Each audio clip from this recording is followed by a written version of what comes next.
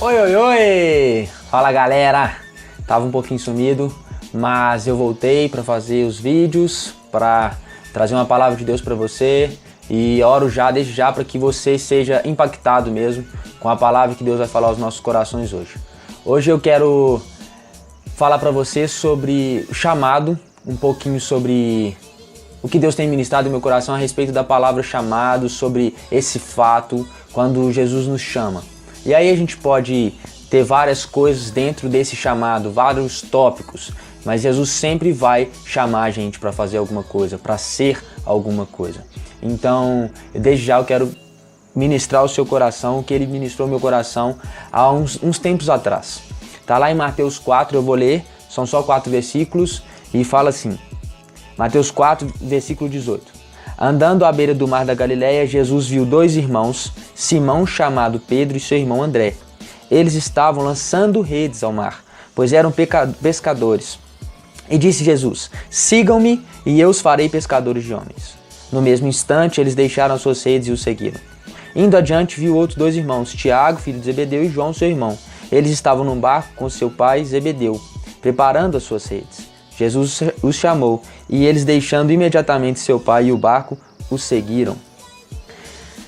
Aqui eu acho muito interessante o fato de Jesus, ele é o Rei dos Reis, o Senhor dos Senhores, o Deus Todo-Poderoso que criou os céus e a terra, e ao mesmo tempo simples, sabe? Às vezes a gente fica esperando algo muito forte, um impacto muito grande da glória de Deus, não que ele não vá dar, mas Deus também age na simplicidade. E ele começa aqui, esse versículo, essa história, o chamado de Pedro e seu irmão André, e de Tiago e João. Ele começa falando que ele estava andando à beira do mar da Galileia.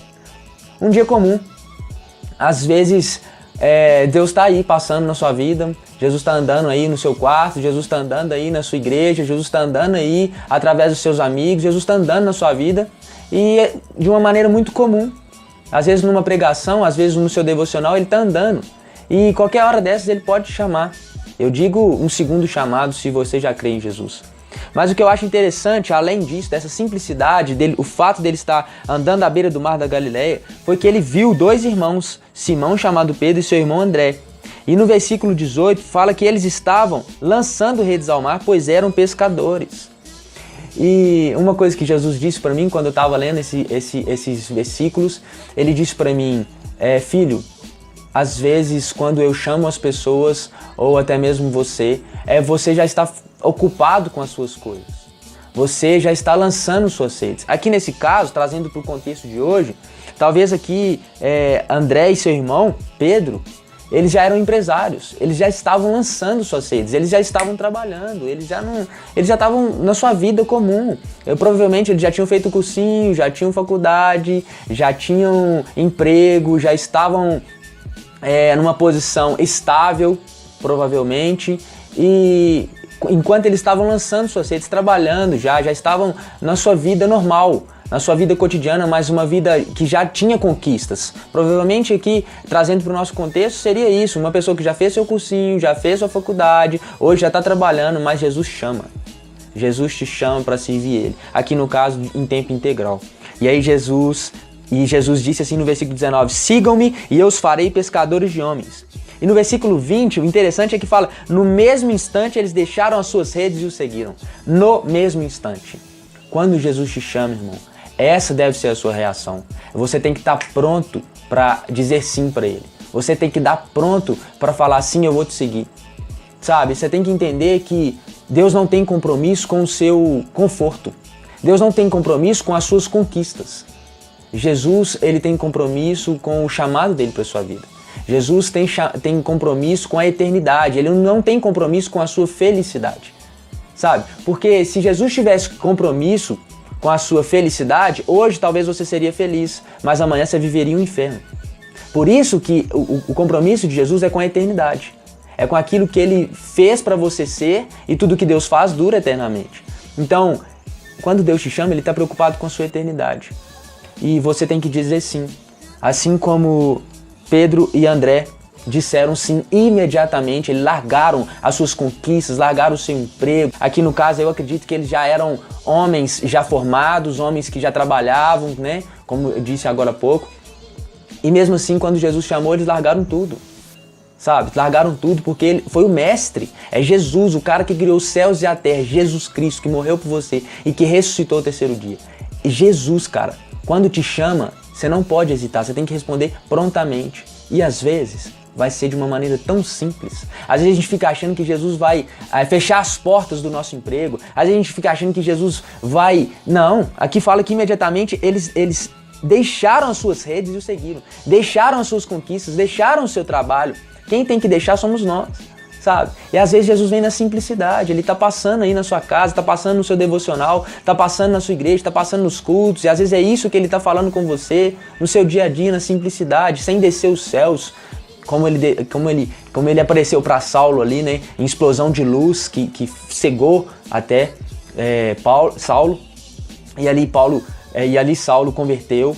Talvez não vai ser assim como foi para Isaías, em que Isaías viu Deus assentado num alto e sublime trono. Talvez não vai ser assim. Talvez vai ser quando Jesus estiver andando à beira do mar da Galileia, ele vai falar, abandona seu emprego. Você que já tem sua vida estável, você conquistou seus sonhos, você tem suas conquistas, mas eu estou te chamando. Larga tudo e vem me seguir, que eu vou fazer de você pescador de homens. E isso é muito maior do que todas as suas conquistas. O compromisso de Deus não é com o seu conforto, não é. Mas, ao mesmo tempo, na verdade, logo em seguida, no verso 21, fala assim, indo adiante, ele continuou andando na praia. Viu outros dois irmãos, Tiago, filho de Zebedeu, e João, seu irmão. Eles estavam num barco com seu pai Zebedeu, preparando as suas redes.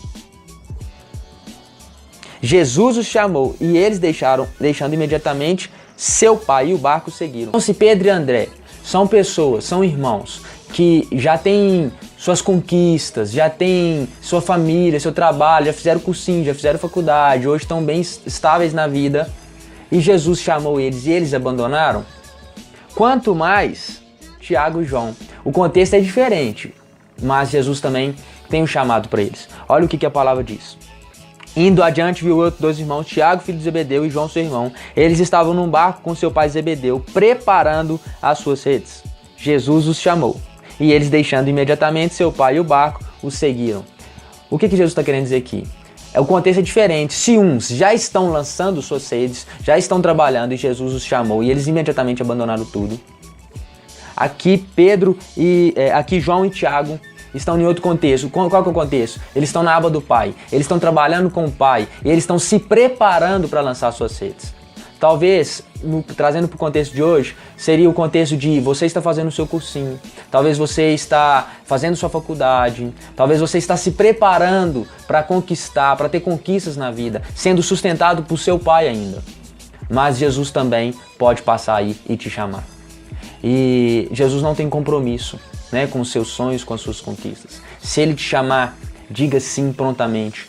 Eles entenderam que o chamado de Jesus Cristo para a vida deles era muito maior do que os sonhos deles, do que aquilo que eles foram preparados ou estavam preparando para alcançar.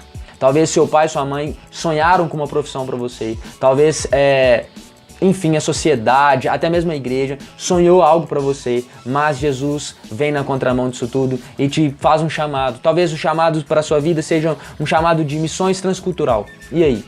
Talvez seja um chamado para você ser pastor. E aí? Sabe? Então, Deus não tem muito compromisso com os seus sonhos e com as coisas que sonharam para você. Ele tem compromisso com o propósito dele. Quem nasceu primeiro? O propósito ou você? Você nasceu para servir um propósito. Você nasceu para servir um propósito. Você tem que ter isso na sua mente. O chamado de Jesus, ele é maior que a minha e que a sua vida. Ele deu a vida dele por nós e nós devemos dar a nossa por ele. A palavra de Deus fala que aquele que quer viver a sua vida, perdê-la. Mas aquele que perdê-la por causa de Jesus, achá-la. Então, irmão, eu queria deixar isso claro para você. Talvez no seu cotidiano Jesus está passando aí, está andando na praia, está andando no seu quarto aí e está te chamando. Larga o cursinho, larga a faculdade, deixa esses sonhos para trás, porque eu tenho algo novo para você. Agora, preocupe-se em dizer sim para ele. Preocupe-se em estar atento a ouvir o que ele está te chamando para fazer ou para ser. e diga sim prontamente. Quanto aos seus pais, quanto a finanças, esquenta não, que isso é a segunda parte. Porque Jesus não é um Deus de confusão. Ele não é um Deus de confusão. Se ele te falar, se ele te chama, quem paga a conta é ele. Agora, se ele não te chamou e você está indo, você que paga a conta, irmão. Então não esquenta com seu pai, com sua mãe, nada disso. Porque Jesus, ao mesmo tempo que ele te dá asas, ele te dá raiz. Jesus não fere os princípios dele. Então não esquenta com o coração do seu pai, da sua mãe, não esquenta com o dinheiro, porque ele vai inclinar tudo para o propósito dele. Porque toda vez que existe um propósito estabelecido por Deus, existe recurso. Todas as vezes. Talvez não seja do modo que você espera. Na verdade, quase nunca é. Porque Deus está muito acima dos nossos planos, dos caminhos dele, e os planos dele são muito mais altos que os nossos, né? Volto a dizer. Mas ele vai fazer de um modo assombrosamente maravilhoso. E eu tenho certeza que você não vai ser feliz fazendo outra coisa, a não ser exercendo o chamado dele. Aqui eu estou falando de abandono de profissão, abandono de cursinho, abandono de faculdade, mas talvez o que Deus tem para você até seja isso. E alguma profissão, alguma faculdade, algum cursinho, talvez um curso. Eu não sei o que Deus está te chamando para fazer, mas tenha certeza que aquilo que Ele te chamou para fazer vai ser o melhor para a sua vida. Como diz a palavra, por que gastar dinheiro naquilo que não é pão? Por que gastar seu tempo naquilo que não te dá prazer? Sabe? Você tem que entender que se você conhece Jesus realmente, se você já entrou nesse lugar de intimidade com Ele, você conhece quem Ele é, você tem que entender que quando Ele te chama, não existe outro lugar melhor que não seja no centro, exatamente no centro da vontade de Deus. Então eu oro para que ao fim desse vídeo você possa analisar o seu coração e reparar se Deus não tem te chamado para fazer alguma coisa ou para ser alguém segundo a vontade dele.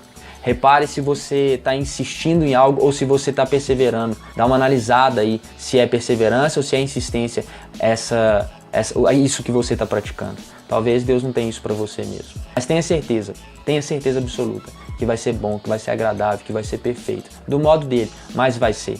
Para que você conhece Jesus? Para que existem as Escrituras? Sabe? Uma das coisas que existe é para que você aprenda a confiar em Deus. É para você conhecer a Deus, porque você não pode confiar em alguém que você não conhece.